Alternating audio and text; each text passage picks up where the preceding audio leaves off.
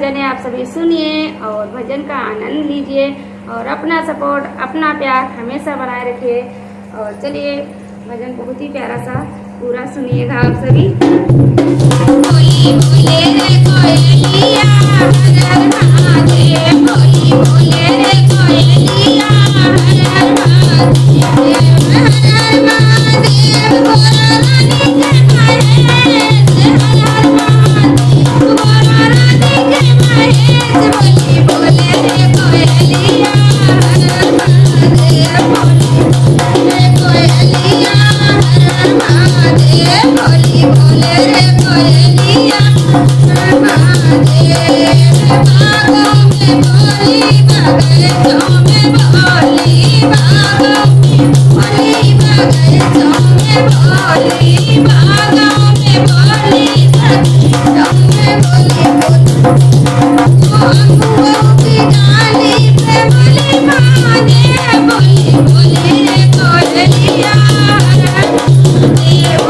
अंगूरों की डाली पे बोली माने, बोली बोले रे कोयलिया हर हर महादेव, बोली बोले रे कोयलिया हर हर महादेव, बोली बोले रे कोयलिया हर महादेव, हर हर महादेव गोरा रानी के महेश, हर हर महादेव गोरा रानी के महेश। बोली बोले रे कोयलिया हर हर महादेव, बोली बोले रे कोयलिया महादेव। तालों में बोली तलैयों में बोली, तालों में बोली तलैयों में बोली, तालों में बोली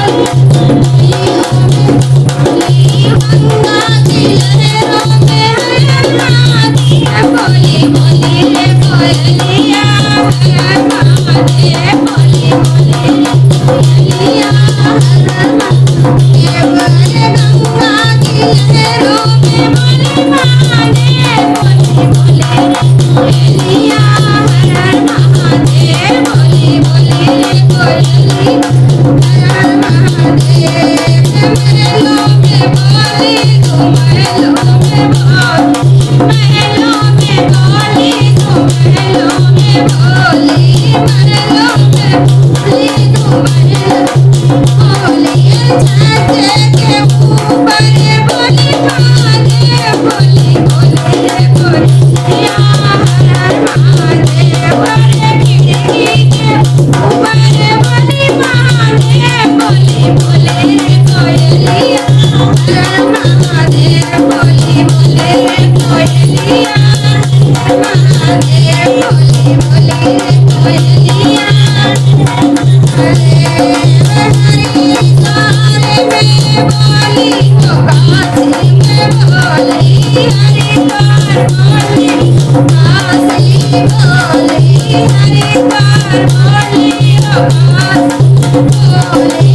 कैलाश पर्वत पे बोली महादेव, बोली बोले रे कोयलिया हर हर महादेव, बोली बोले रे कोयलिया हर हर महादेव।